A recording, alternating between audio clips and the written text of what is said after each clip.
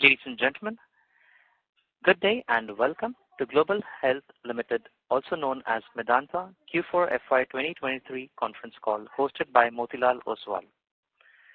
As a reminder, all participant lines will be in the listen-only mode, and there will be an opportunity for you to ask questions after the presentation concludes. Should you need assistance during the conference call, please signal an operator by pressing star, then 0 on your touchtone phone. Please note that this conference is being recorded. I now hand the conference over to Mr. Tushar from Motilal Oswal. Thank you, and over to you, sir. Thank you, Aman. Good evening and a very warm welcome to all the participants on Global Health Limited Q4 FY23 earnings call. Joining with us today from the management side, we have Dr. Naresh Trehan, Chairman and Managing Director, Mr. Pankaj Sahni, Group CEO and Director, Mr. Sanjeev Kumar, Group CFO, Mr. Ravi Gotwal, Head Investor Relations. Over to you, sir, for the opening remarks.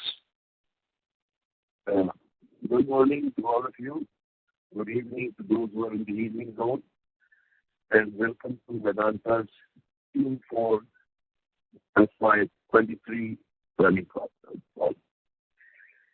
So as some of you are aware, and I will just give you a little background, that Vedanta was actually created to bring all the super specialties on the same platform, much like the institutions like in the West, Mayo Clinic, Cleveland Clinic, Harvard.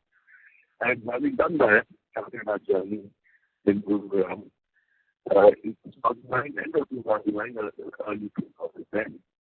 And the journey has now taken us to 2,700 beds. That comes to that now. I'm sorry to interrupt you. Your voice is not very clear, sir, to us.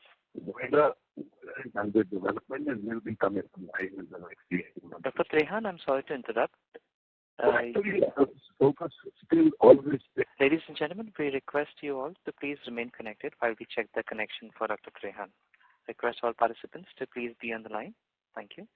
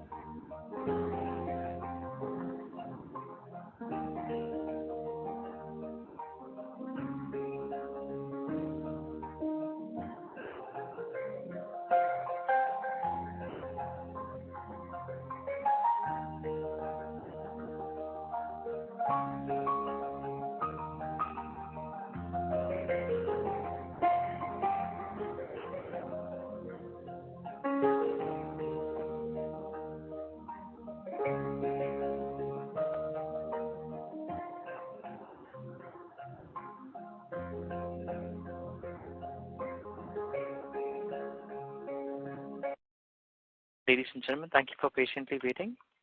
We are still trying to get the line for Dr. Naresh Trehan resolved. We'll request all participants to please remain connected while we reconnect them. Thank you.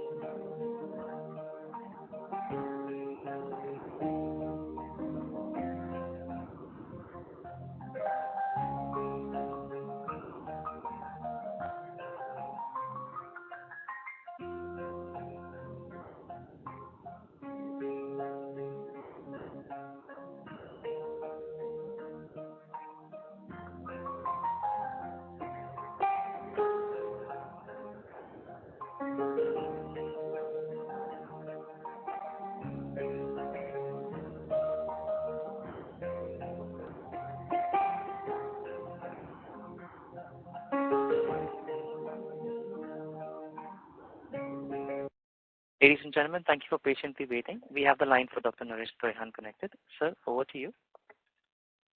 Okay, sorry, I don't know when it dropped off, but good morning, good evening to all of you. Welcome to the Q4 FY23 call.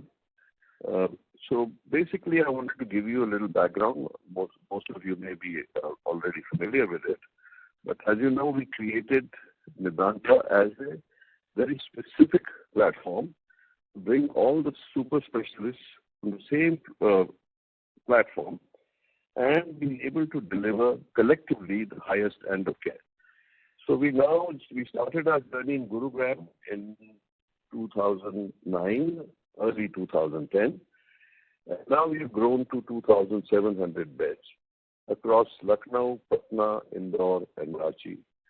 Noida under development should come online in the next 18 months or so. That will take us to the next 3,300 beds, that's 650 beds in Noida. So our focus has always been on delivering the highest quality across all specialties. And we have been able to achieve that in all our facilities. And our sort of expansion is focused basically on areas which are underserved. And we have a sustainable platform delivering highest quality of care, making sure that the infrastructure, the technology, and the medical facilities like the doctors and paramedical and nurses are all of the same quality. So with the teamwork that we have been able to achieve, we are very proud of the teams that have worked across all our facilities, that we have been declared the best private hospital by Newsweek International 4 years in a row. And not only that, amongst the first 150 hospitals of the world. So this is a good achievement because what we started the journey for has been quite successful. The financial landmarks 22-23 have been a landmark year in the journey of Medanta, and the transition of our private company into a public company in November 22 was successfully happened, and it was subscribed almost 10 times. So the Patna facility is now fully functional for a year, and the remarkable part is that that has also achieved a EBITDA break-even in the first year of operation. So over 150 specialist doctors have joined us across the units during FY23, further strengthening Medanta Healthcare Services capabilities. Medanta added new specialties also in this year, such as lung transplant, the women and child specialists. We have done swap liver transplants, heart transplant. So all these new accomplishments have happened. So Medanta continues on its journey of providing the most complex of procedures like bone marrow transplants, endocrine surgeries, and very complicated cancer surgeries across the full body. So recognized as the best private hospital has given us the boost, and we continue on our journey with real vigor and taking care of our doctors and teams to work together in the service of humanity, because we do want to maintain the highest standard of ethics. So for the further details, which I'm sure you all are waiting for, I'll hand over the call to Mr. Pankaj Sagi, our Group CEO, who shall walk you through the financials for the year. Thank you, and over to you, Pankaj, please. Thank you, Dr. Trehan. Good evening and welcome to everyone to our first full year as well as the Q4 financial year 23 earnings call. We've concluded our first full year on a very strong note, and we've reported our highest quarterly revenue in this quarter of 7,318 million, which is a 37.3% year-on-year growth. Our CFO Sanjeev will talk shortly about our quarterly performance, but let me spend a minute before that giving you some of the highlights for the year. As Dr. Trehan mentioned, this has been a landmark year for Medanta. We are proud of what we have accomplished and would like to thank our doctors, nurses, our staff, as well as our shareholders, and of course, finally, our patients, for the trust that they have placed and continue to place in us. Some highlights, starting with our financial performance. On the revenue side, our consolidated total income of 27,592 million has shown a strong growth at about 22.5% year-on-year. This growth was driven by a combination of factors. Some of it was higher inpatient volumes, increased bed occupied days, as well as changes in specialty mix towards higher revenue specialties. Our EBITDA as well has grown 38.3% and has come in at 6,771 million. EBITDA margins as well have improved by 234 basis points, 2.2% in financial year 22 to 24.5% in financial year 23. Profit after tax was at 3,261 million, which is a growth of 66.2% year-on-year, and our PAT margins have improved as well by 292 basis points to 11.8%. During the course of this year, our expansion continues. We've added 293 new beds. That's a growth of about 12.2% year-on-year, and these 293 beds have come 191 in Lucknow and 102 beds in our Patna hospital. Our average occupied bed days has increased by 14.1%, representing an occupancy of about 59% at the group level, and that is largely because of the increased bed capacity as well.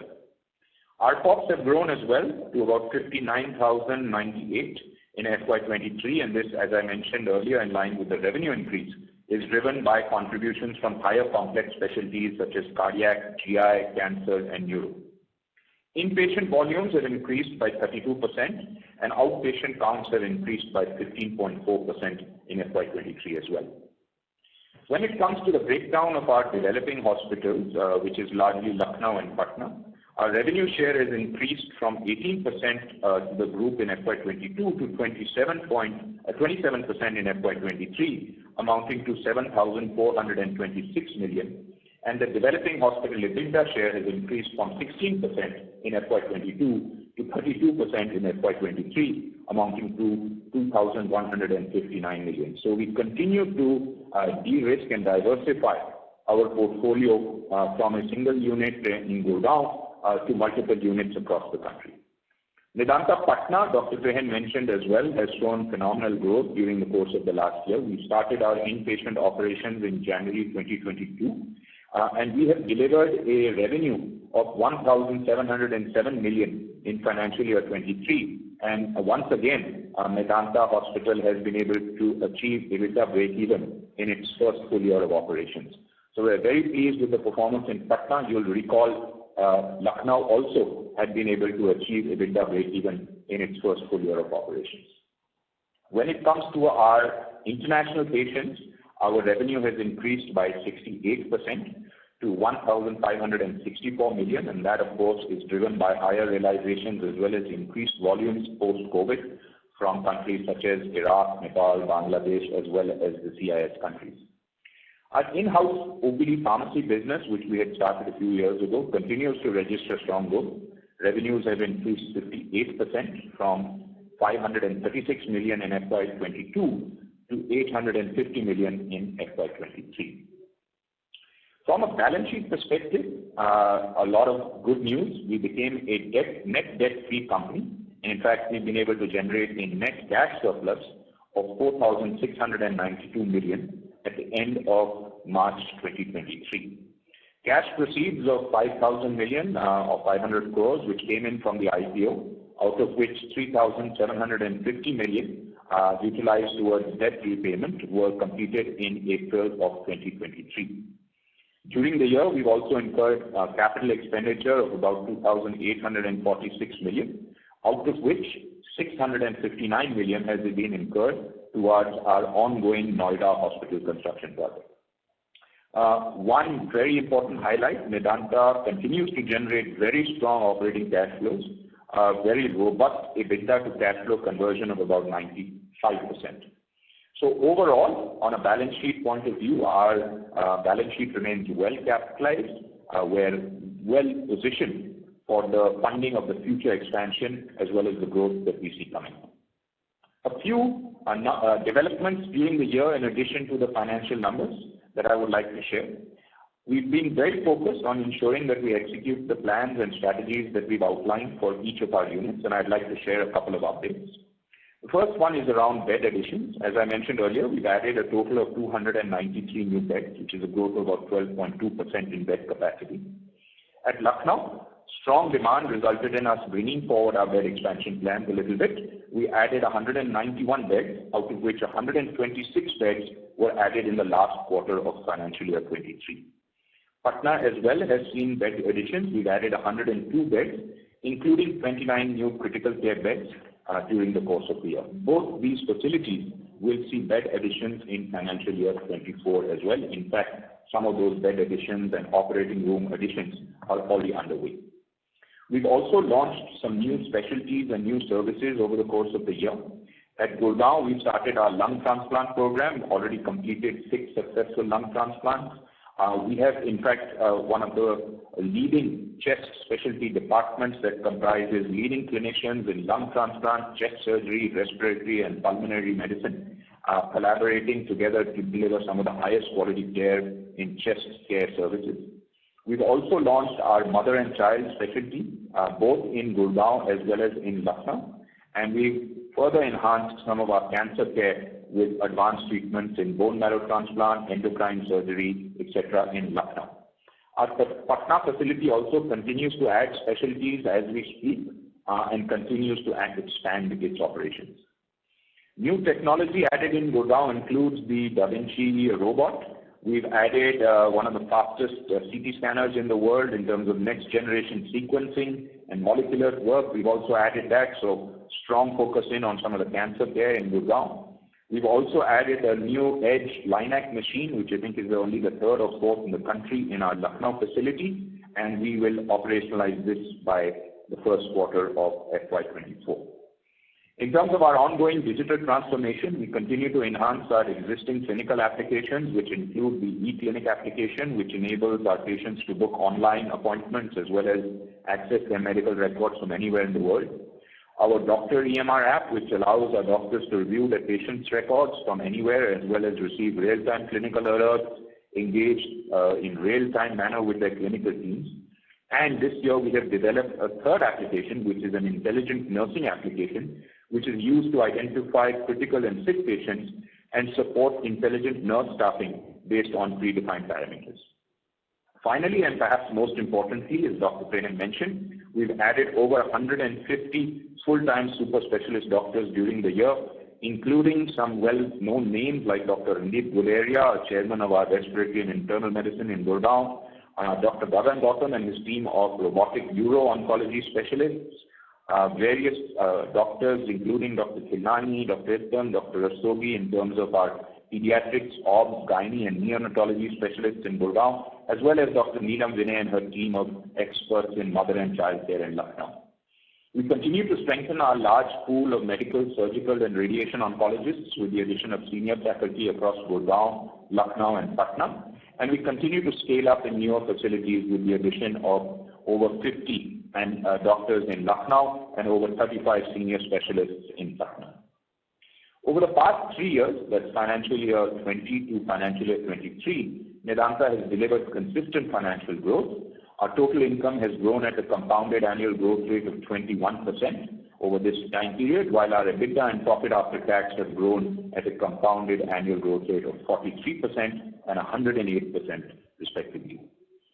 As we look forward, we are confident that we shall continue our deliberate and sustainable growth by focusing on the ramping up of our Patna and Lucknow facilities to their full capacity, by continuing to attract and retain the highest quality of clinical talent across the country, and by concluding the construction and launching our 550-bed facility in Noida and finalizing our already announced plans for our 300-plus bed hospital project in Indore.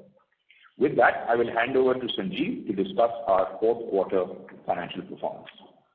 Thank you, Pankaj, and good evening to you all. I would like to share some of the consolidated financial performance of Medanta for the quarter ending FY23, that is March 31st, 23. Medanta has delivered total income of rupees 7,318 million, that is actually a growth of 37.3% on year-to-year basis. EBITDA was also 1,915 million, that is a growth of almost 108% year-on-year, with EBITDA margins improving from 17.3% to 26.2% in quarter 4 FY23. Our profit after tax was rupees 1,011 million, that is a growth of almost 478%. During the quarter, 126 new beds were added at Lucknow. In terms of our operational performance, our occupied bed days has also increased by 25.6%, and occupancy was at 58% on increased bed capacity. Our cost also stood at approximately around 61,000, that has grown by 7.5% year-on-year, primarily driven by change in specialty mix. During the year, we have also initiated our tariff revision. Inpatient volume also grew by 32% to almost 33,000 plus, and outpatient volume also grew by 26% to 5.7 lakhs. In terms of our developing hospitals, that is Lucknow and Patna, our total income has increased from 1,102 million to 2,025 million. That's a growth of almost 24%, and EBITDA increasing from 133 million to 625 million in quarter 4 FY23. Now, we are happy to take questions from the participants. Thank you very much. We will now begin the question and answer session. Anyone who wishes to ask a question may press star and 1 on the touchtone telephone. If you wish to remove yourself from the question queue, you may press star and 2. Participants are requested to use handsets while asking a question. Ladies and gentlemen, we will wait for a moment while the question queue assembles. Anyone who wishes to ask a question may please press star and 1 at this time.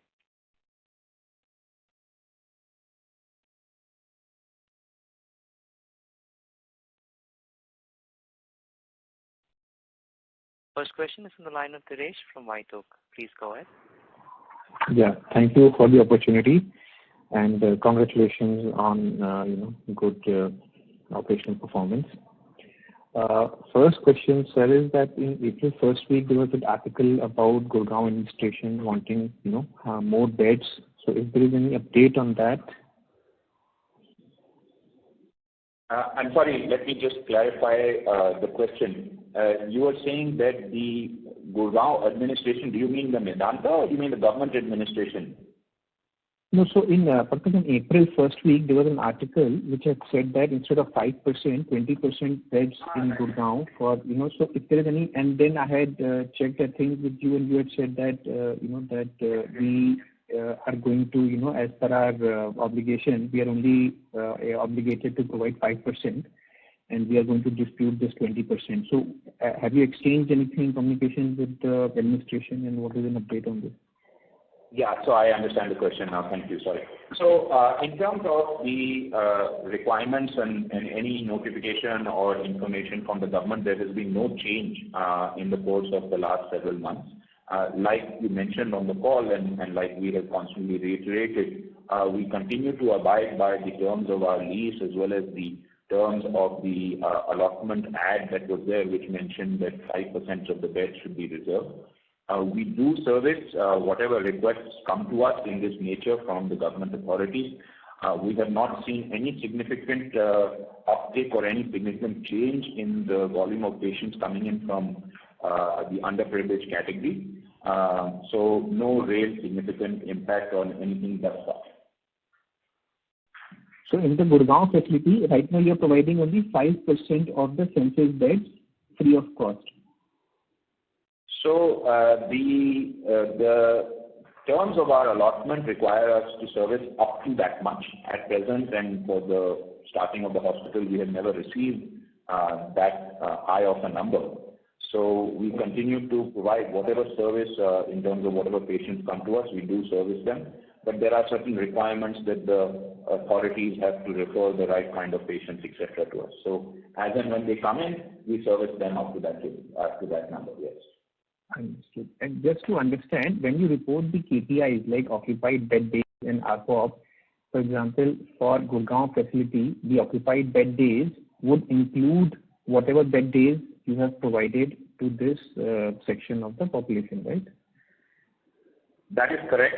And actually, if I understand correctly, you would be referring to the occupied bed days of the mature facilities. So it is not Gurgaon. Yes. It does include Indore and Ranchi as well, if I'm not mistaken.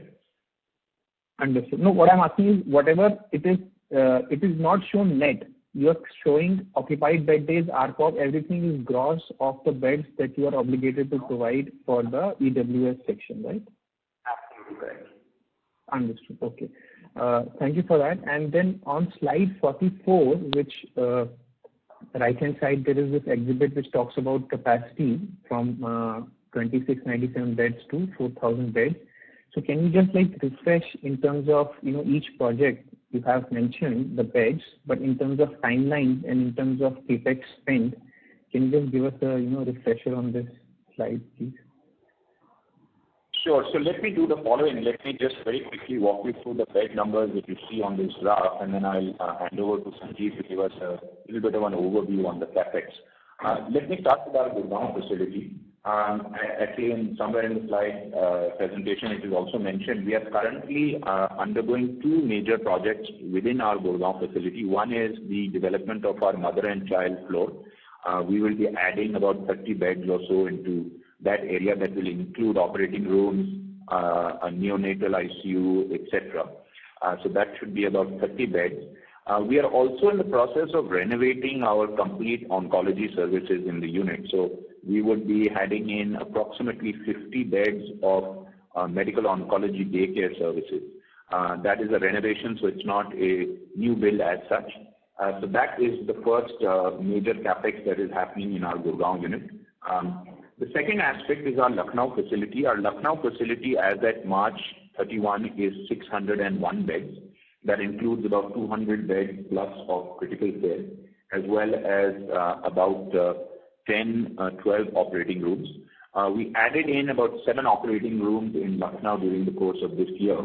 And as we move forward, Lucknow will move from 601 beds to 950 beds. And our estimation is that approximately 150 to 200 of those beds will come during the course of this financial year in Lucknow. As far as Patna goes, Patna Hospital is 330 beds today, and that will also add in probably somewhere around 70 beds or so, which will take us to maybe slightly over the 400 bed limit during the course of this financial year. But the more important part for Patna is that we will add in almost 10 operating rooms. In fact, since the end of March, we have already activated about 4 operating rooms, and 7 more operating rooms will come on board in Patna. So Patna will finally then have, another 6 operating rooms will come on board. So Patna will finally have then the 14 operating rooms that it was planned for. That is the plan for Patna. And Noida, which is built as a 550-bed facility, we anticipate opening somewhere towards the latter part of financial year 25. So that's just the timeline, if that gives you some sense. Let me hand over quickly to Sanjeev for the high-level capex on these projects. Yeah, thanks, Pankaj, and thanks, Girish. As Pankaj has explained that, in various facilities, some of these beds will really come. And if you look at, we will actually move from almost 2,700 bed capacity to almost 4,000 bed capacity in the next 3 years or so. And then, and what we expected that we will be including approximately 1,000 crores to approximately capex for these almost 1,200 to 1,300 beds. And we expect that that will come over the period of the next 3 years or so. Yeah, that's what it is. So how much, Sanjeev, your voice audio quality is not very good, but if I understood what you're saying is 1,000 crore capex for this between FY24 and 25 for this 1,300 beds. How is it spread out in 24 and 25, the capex? So I would expect that, probably in case of FY24, which is actually the current year, since our Noida project is in actually full swing, and where we actually might see almost, more than almost 250 crores, capex getting incurred in case of Noida. So probably this year we will incur approximately between around 450 crores or so. And then we actually balance the 550 crores probably would be spread over the next 2 years, in 25 and 26, and depending upon when we will that come. Okay. And just one last clarification. Noida, as Pankaj mentioned, towards the end of FY25, 550 beds. So it's not in phases. The full 550 will become operational at the end of FY25, and that capacity will be available for commercialization in FY26, right? So let me clarify. The facility in Noida is a single tower facility, unlike our Gurgaon, Lucknow, and Patna facility. So it will be built in one shot. But we plan to operationalize only about 300 beds on opening day, and then we will scale as and when the requirement comes. Understood. Thank you so much, Pankaj. Thank you. Welcome. Thank you. The next question is from the line of Rishabh Tiwari from Allegro Capital. Please go ahead. Yeah. Hi, thanks for the opportunity and congratulations for the stellar number. My question is regarding the decision for indoor O&M facility that we are opening. So if the management could please add some color to the current indoor unit, what are the occupancy and ARPOB levels that we are seeing, and basis on which the management has decided to set up another facility. So some color on the current business of the indoor unit. Okay, let me give you a little bit of quick context. Our indoor facility is actually just a rental building. It was an existing hospital that wasn't functioning that we had taken over. So it's a very small infrastructure facility, just about 150 beds there. We have 4 operating rooms there and about 50 critical care beds. So what we are finding in indoor is that the ability of us to add in services. For example, we do not have medical oncology services there. There is, of course, no space to add things like the radiation oncology service, etc. So we are fairly constrained with that facility, and therefore we have actually decided that the appropriate and logical thing for us to do is to actually build out a reasonably big facility there, which will be somewhere in the range of 300 to 350 beds. To be able to cater to some of the deficiencies that we have, because essentially, for the most part, the services that are running in indoor are really only cardiac and neuro. Now, as we look at how we should build this out, we decided that it would make sense for us to go more towards the asset-light approach in conjunction with the partner. So we've been able to tie up there now for a partnership where our partner will build out the infrastructure and deliver to us a warm shell, which is about 5 lakh square feet, which should accommodate for us about 300 to 350 beds. And we will put in the medical equipment and, of course, then run the hospital. So this is our plan. At present, our indoor facility is functioning at a kind of suboptimal level, I would say, because of the fact that we don't have the space to add in some of the other services and facilities, and that's why we have decided to move forward with this approach.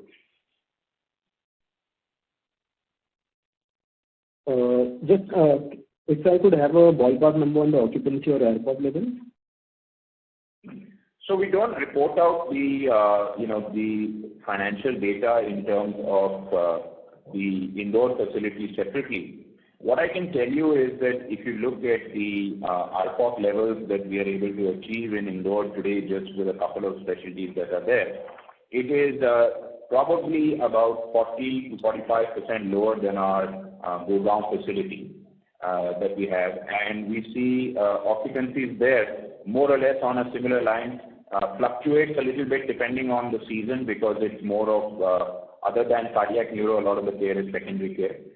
Fluctuates a little bit from season, but otherwise a little bit below what you see in our Gurgaon facility. Okay, that helps. Thank you. Thank you. Thank you. Any participants who wish to ask a question at this time, they may please press star and 1. The next question is from Nikhil Mathur from HDFC Mutual Fund. Please go ahead. Yeah, hi, good evening. My first question is on the ARPOB. If I remember correctly, at the time of IPO roadshow, the sharp run-up that happened in Lucknow and perhaps was in Patna as well, I may be wrong here, was largely driven by non-scheme patients, mostly cash-paying patients. Has that started to normalize in Lucknow and Patna both, wherein the scheme-based patients and insurance-based patients are kind of coming into the mix? Because the ARPOB continues to look good. Over the last couple of quarters, you have expanded your ARPOB. So I'm not sure if there is any ARPOB solutions that's happening from Lucknow and Patna. So if I draw your attention to the slide number 31, where we have detailed out the payer mix for the year and indeed even for the quarter, you will see that we continue and have for several years now continue to maintain a very healthy payer mix, upwards of 85% of our payer mix is in the cash and insurance segment. And that hasn't really changed over the course of the last quarter or any change with the Lucknow and Patna facilities scaling up. In fact, both Lucknow and Patna continue to be towards the end of financial year 23, almost exclusively cash and TPA. So no real change in the payer mix from, say, when we last spoke. Yes, so that's the question. I mean, in Lucknow and Patna, if the mix will skew to a certain extent towards scheme-based patients, as today it's entirely cash and TPA, wouldn't that lead to some bit of ARPOB dilution? You mean going forward with that mix change? Yeah. Yeah. So I think let's go unit by unit. Let's first start with our Patna facility. As you're probably aware, Patna is a PPP project with the government of Bihar. So 25% of the beds are reserved at state government rates.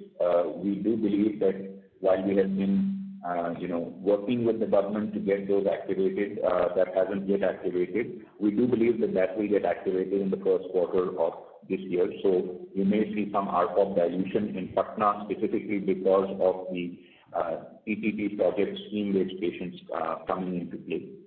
As far as Lucknow goes, we have not seen nor have we any immediate plans to change the payer mix there very much.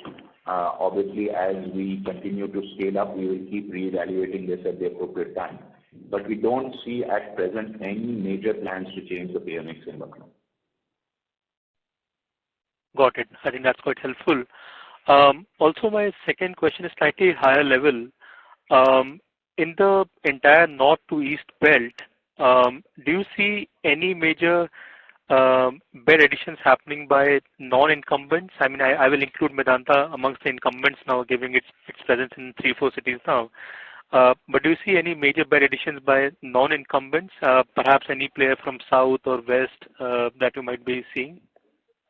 You are asking me to do a little bit of crystal ball gazing, so I don't know. What I can tell you, not so much about what the others may be thinking. What I can tell you is that there are many people who are not in the healthcare industry, who continuously approach us to say, will you please partner with us to help us build a hospital or build a hospital. We will build a hospital and you run it. So maybe that is just an indication of the success of Medanta or the brand of Medanta or the industry in general. So I do not know who will decide to come into which country or which territory of the country.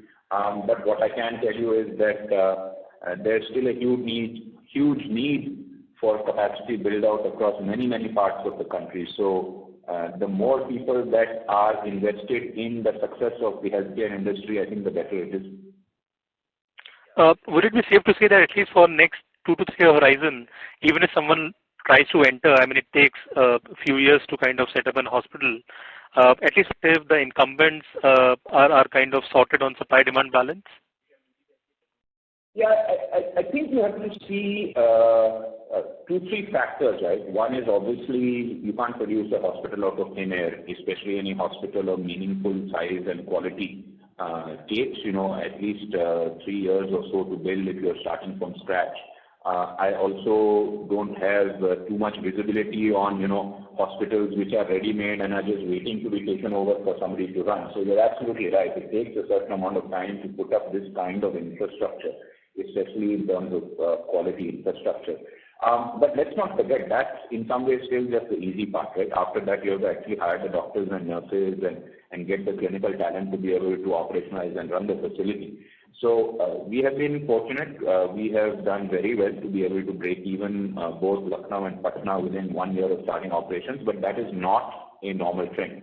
Normally, hospitals take at least 3 to 4 years to deliver EBITDA break even. So I would say that yes, some of your conjecture is there.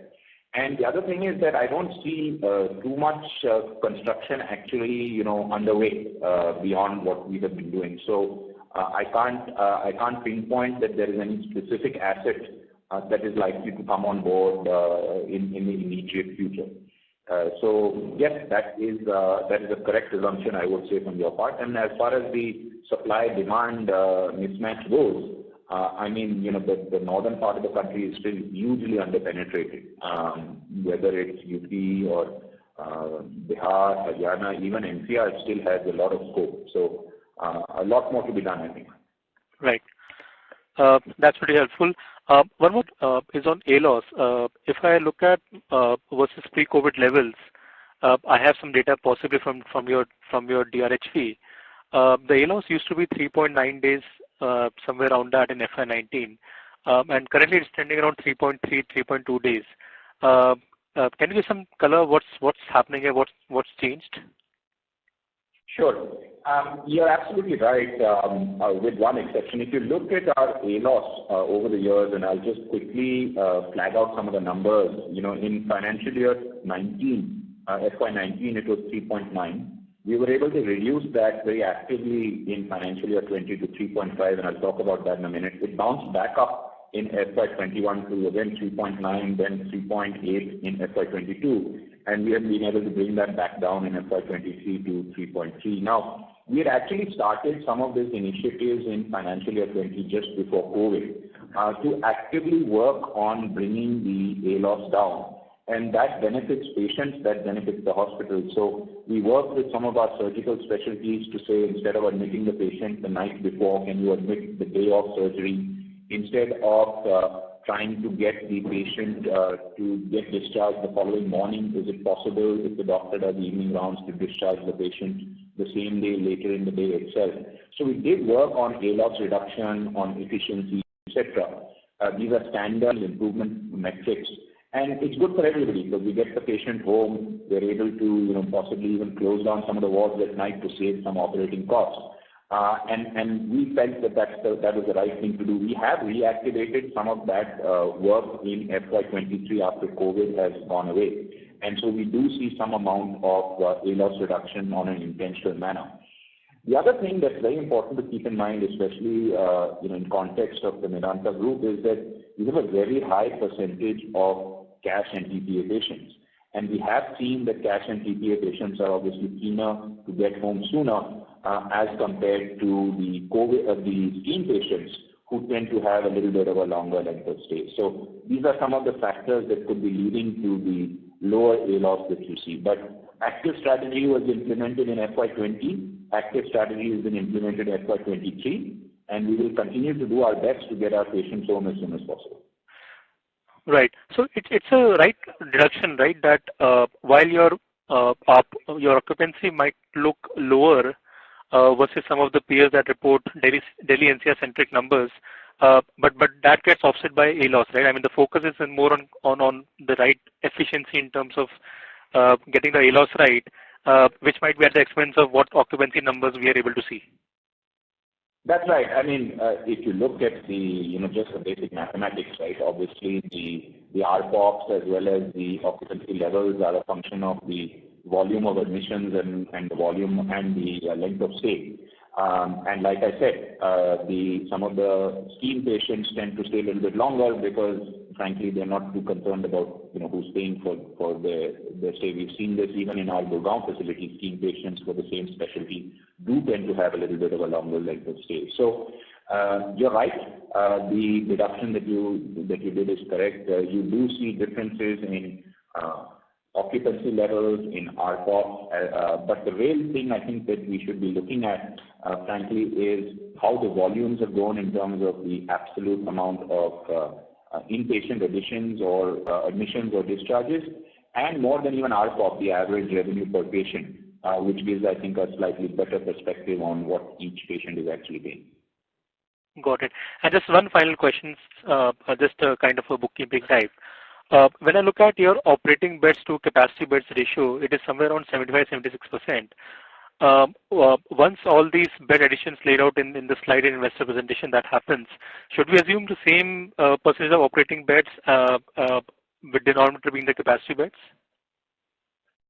So, just to give you a quick context, right, it's in line a little bit with the length of stay point that you mentioned earlier.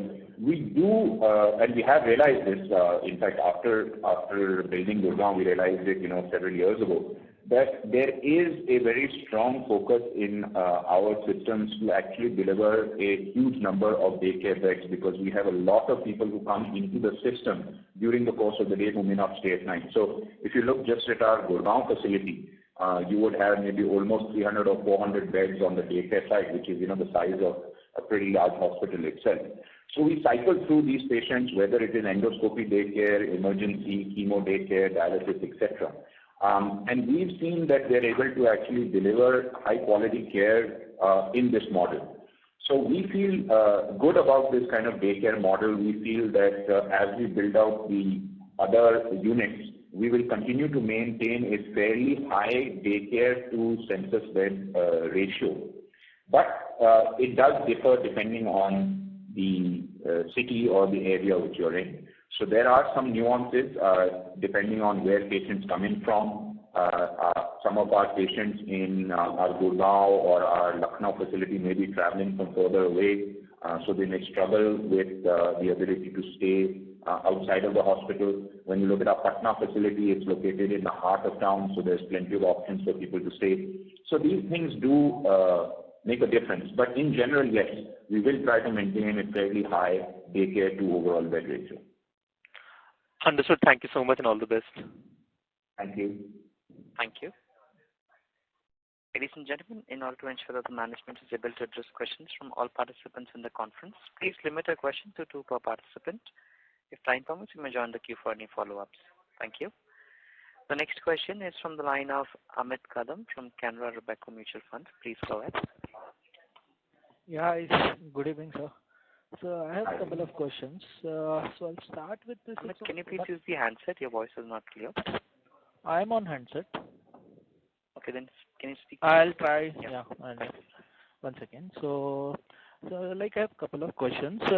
Starting with this, one of the observation on the slide where they have mentioned how the OPD and IPD have grown.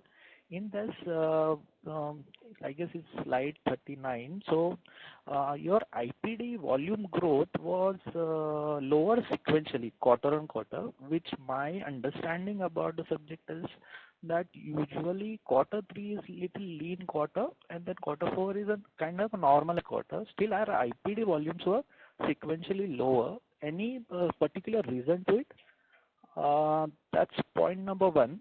And so another extension to is that for the full year, what we have seen that OPD volume growth has been 15%, whereas IPD volumes has been for the full year 32%. Any reason that why such a stark difference between how OPD and IPD volume growth has been? Yeah, this is the first question I would say, and there are a couple more. So let me start with your second question first in terms of OPD and IPD. And you are referencing on slide 39 metrics that reflect the whole group. An important point to note as we look at the year that has gone by is that we still have hospitals that are growing, and in fact growing in a very big way. So when you look at our Patna facility, that really came on board towards the end of financial year 22. In January we started. So really only 1 full year of operations. Now in new facilities, their OP-IP trends tend to differ a little bit as the specialties come in. So we started Patna, just to give you a sense, largely with cardiac and neuro. Now we've added in many other specialties. Some of them have a faster growth towards OPD. Some of them have a faster growth towards IPD. So you will see some amount of variability in the newer facilities until they stabilize to some extent. Also, don't forget, we are adding in doctors fairly aggressively. So when you look at some of the doctor additions in both Lucknow as well as in Patna, and that goes to your first question as well, you do see sometimes when a doctor comes, there's an immediate uptick because there's a pent-up demand of that doctor and they bring in their practice to the facility, whether it is a Lucknow or whether it is a Patna. So up until the time that you find some amount of stability in the bed addition and the doctor addition, we do find variability both in the OPD and IPD basis. Frankly, since we don't look at this on a quarter-to-quarter basis, but look much more at it on a overall basis, we don't stress too much on how things move on a quarter-on-quarter basis. But we do keep in mind that we see sequential growth as the specialties are maturing and as the unit is maturing. I don't know if that answers your question, but that's how we think about it. Okay. No, it does answer my question. Maybe let the things stabilize and then maybe this will be a correct matrix to track thereafter. I got it. That's right. So second question is that our international patient contribution for this quarter was 5%, vis-a-vis like quarter 3 saw 7% contribution. And on top line, we are broadly same, like somewhere around 700 odd crore. Just want to know because the peers have actually saw some reasonable improvement in both sequential and YOY. Any particular reason? This is I am trying to refer from slide number 40. Yeah. No, so, on an absolute basis, we have also seen the same improvement, both in terms of volumes as well as in terms of realization. The absolute amount of international patients has grown. In fact, I think we have about a 68% growth year on year, and we are also seeing a breakdown of that by quarter. You do see an absolute growth in terms of quarter 3 versus quarter 4 of financial year 23. I think the difference when you're looking at this graph as a percentage of overall revenue is that this now includes the revenue additions in Lucknow and Patna. And as you will understand, Lucknow and Patna is almost negligible international patients. So as the base of Lucknow and Patna adds in, international as a percentage may look slightly different, but on an absolute basis, we have actually seen quarter 4 show a growth over quarter 3 as well as a growth from financial year 22 to 23. Okay, it answers. My final question is that the scheme patient, so that there was some price revisions for most of the for certain consumables to some kind of service, room rates, etc. So what is that particular impact? Because we also cater to lots of CGSs or those scheme patients. We witness in this particular quarter. How do we see it going forward? Yeah, so just to clarify, we have actually under 10% of our total revenue is coming from scheme or CGHS patients. I think in the fourth quarter it was about 8%, and if I look at the full year also more or less the same in terms of the CGHS, CCHS, but in general somewhere around 10% or so of our patients are scheme. So it's not that high, especially compared to many of the others. The tariff increase that were announced by the government have been adopted in different ways. This includes the tariff increase on the CGHS patients as well as the Ayushman and other schemes. So, of course, some of the public sector undertakings, some of the corporate contracts which we have, the partnerships which we have, those tariffs got effective immediately when the government made the announcement. In certain other cases, the tariff increases are dependent on how the states adopt those tariff increases. So we see this playing out fully, I think, over the course of financial year 24 more than anything that would be impacted in financial year 23. In addition to that, we did actually take some tariff increases towards the last quarter of financial year 24. I think Sanjeev mentioned it in his opening comments. But obviously, we will see the full impact of that play out only this year. Okay. Thanks. Thank you. That's it. I'm done. Thank you. Thank you. The next question is from the line of Cinderella Thomas Carvalho from JM Financial Limited. Please go ahead. Thanks for the opportunity. And congratulations on great set of numbers. Pankaj, if we are looking at our Gurgaon facility or the standalone numbers per se, how should we see the growth from here onwards, as well as at the margin level? How should we be seeing it? Because somewhere we see that these margin levels are coming to around 20% odd if I remove the other income. So how should we see, and what could be the levers of margin expansion, including the standalone business of Indore and Ranchi with it? And if you can help us understand the growth path for Gurgaon as a focus.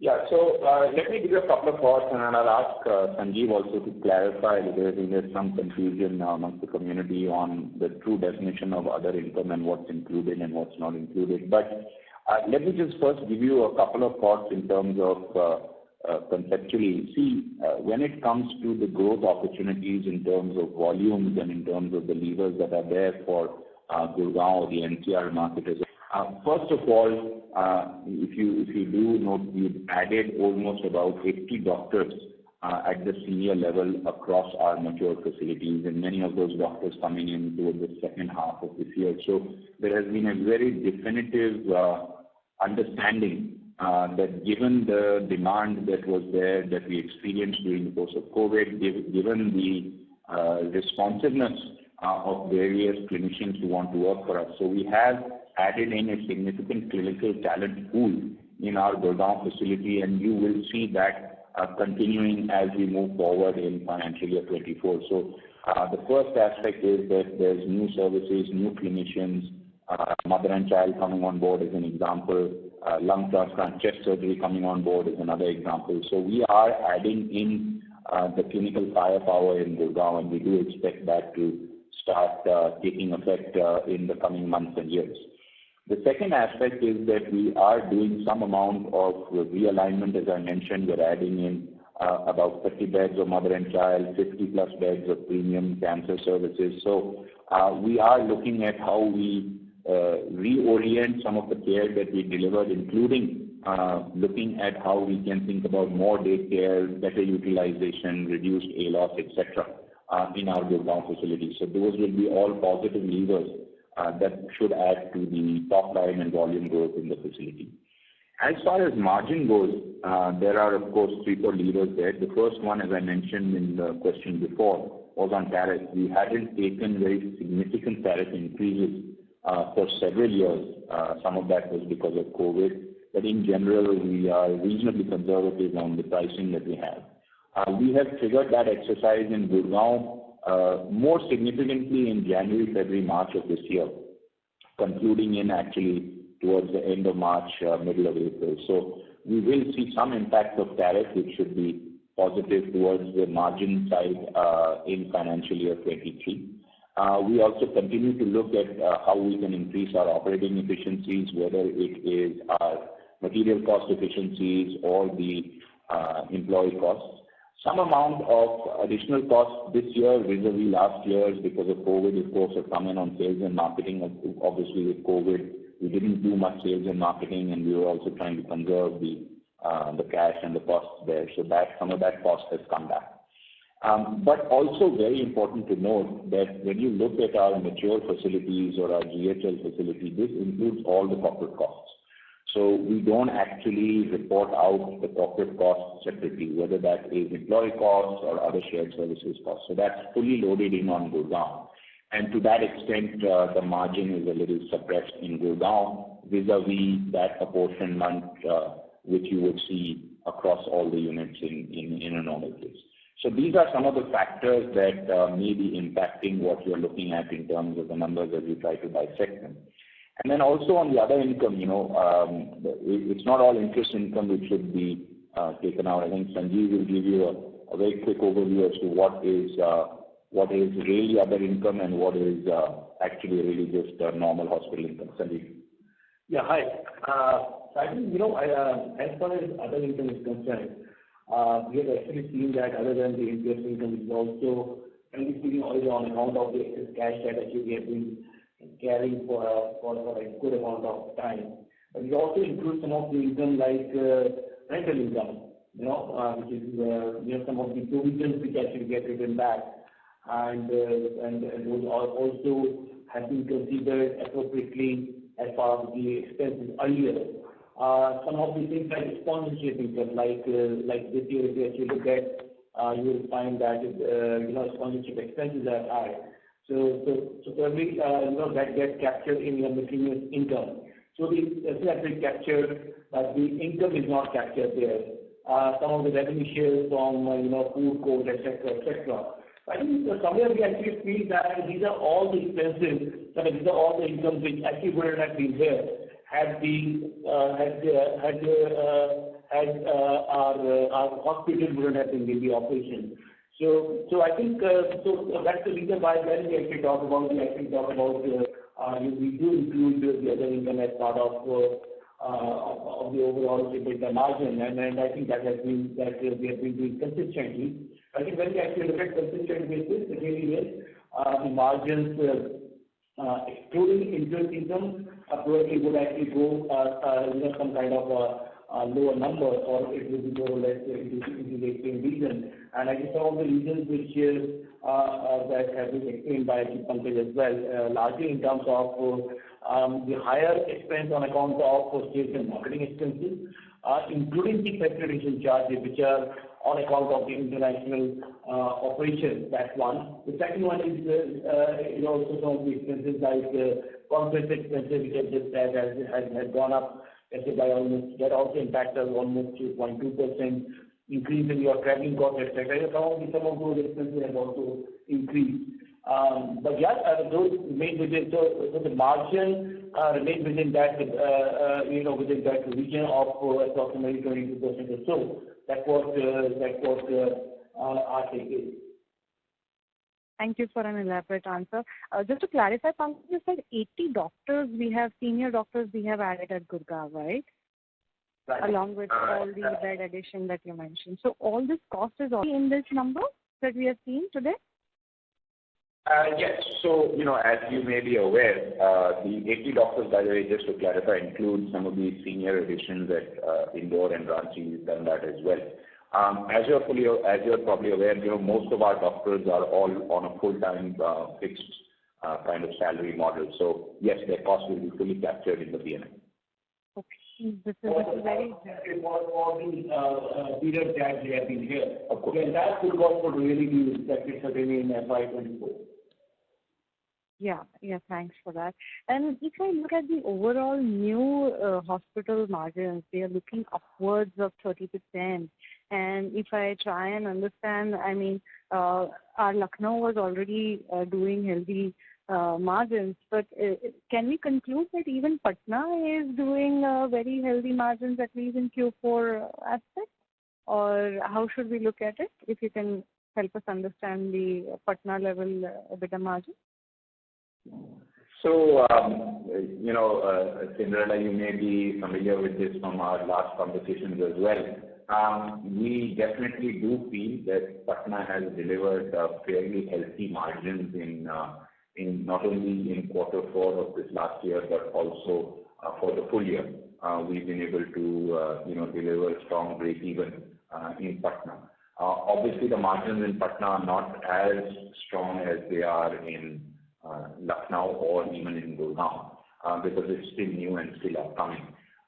But yes, we feel fairly confident about our financial performance there, and we feel that will only continue to improve. Important, however, to point out that Patna is still in a very strong kind of growth phase.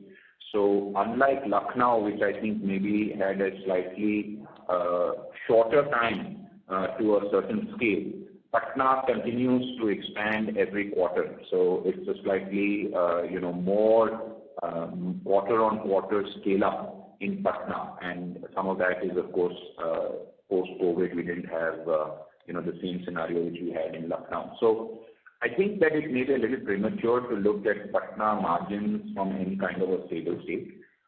With Lucknow at 600 beds now firing quite well for almost 2 years, we do feel that is a little bit more stable. Patna, I think you just have to still give us another 6 to 9 months or maybe the whole of FY24 before we feel really confident about what's the stable situation there. We do intend to add in more doctors, so you will see more costs.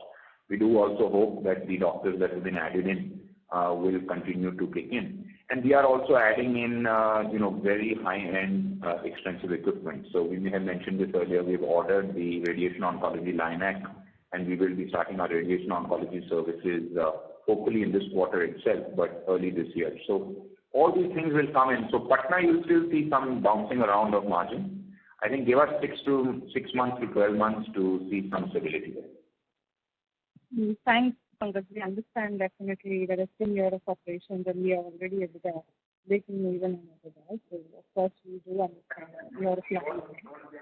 Don't get carried away with the strong performance in Patna and assume that is normal. We also feel it is, better than normal, I can say. Yeah, that we totally agree with you on. Some of the bookkeeping questions largely on the side of, if you would like to share our, at least Gurgaon, ARPOB and occupancy, would you be able to share that for the full year?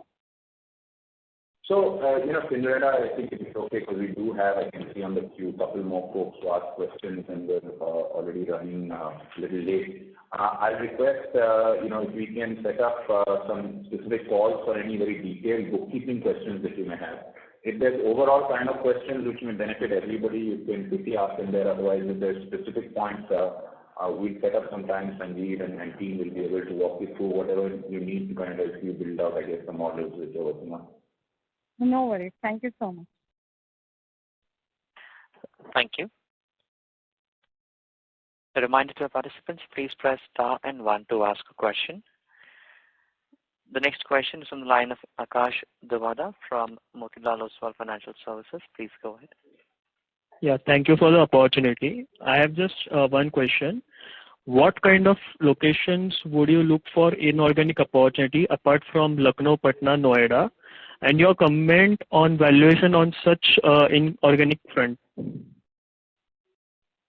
So I think that as we may have mentioned in the past, our approach to looking at which locations to go into is driven by 4 or 5 very fundamental value-based thoughts on the organization. The first, of course, is that, is there a need for providing this kind of high-end, high-quality services? As you're aware, we operate in a very high-end tertiary care market, so we are not really looking in at just going in the secondary care or very kind of lower level complexity of care. So the market should be able to sustain high-end tertiary quaternary care. And that means 2 key things. On one hand, of course, there has to be a certain amount of demand as well as ability to afford those quality of services and that complexity of services. But there also has to be the appropriate clinical talent and employee pool that you can bring in on board to be able to offer and deliver those services. It's not really just about putting up a building. That's the first part. The second part is that we do feel that these are markets where there has to be some element of really being underserved in terms of at least the quality. And by underserved, I don't mean only the places with lower per capita income. As I mentioned many times, there are parts of Delhi and Bombay that you would also consider as underserved. At the same time, there may be tier 3 cities which may be completely fully served. So we look at, is there an underserved need or an unmet need, and specifically whether Medanta can fulfill that need. And then, of course, lastly, we have to make sure that this can all be done at the kind of quality standards and values that we operate in. So that's how we look at locations. Obviously, given our historical experience, we do consider, I would say, the central and northern part of the country to be more closer to what we have historically operated in, and so therefore our bias would of course be towards looking into those areas first, although never say never. And that includes, by the way, greenfield as well as inorganic opportunities. As far as the approach towards the inorganic opportunities, again, 2-3 fundamental factors, right? One, as I mentioned, obviously it has to make sense for us in terms of location and the kind of quality of assets that we're getting into. But also we don't want to buy an asset just for the sake of, buying out EBITDA. It has to be able to be fitting into our ecosystem of delivering that kind of care. And very importantly, it has to be in sync with the value system and the ethics which we practice. So we have walked away from many a deal where we felt that it was not in line with the values, ethics and governance standards that we would like to practice. And lastly, I can say that for the most part, we are more comfortable where we are the sole provider of care and our partners, whoever they may be, are more silent partners, or where we are taking on an asset, it is something which is completely clean and kosher in terms of the due diligence, etc., that we look at. Of course, after all this comes that, can you get the right kind of value for the asset that you're buying? And frankly, I think that in many a deal, you find one or more of these things are challenging. Okay, thank you. Thank you. Ladies and gentlemen, that would be our last question for today. I now hand the conference back to the management for the closing remarks. Thank you, and over to you. Thank you very much. Just wanted to thank everybody for their ongoing support. It has been our first full annual report after our listing, and we thank you for your interest as well as your support and look forward to the same going forward. If there are additional questions or clarifications that you may require, we'll be happy to provide them on a secondary follow-up discussion. Thank you. Thank you very much. Ladies and gentlemen, on behalf of Motilal Oswal, that concludes this conference. Thank you all for joining us, and you may now disconnect your lines. Thank you.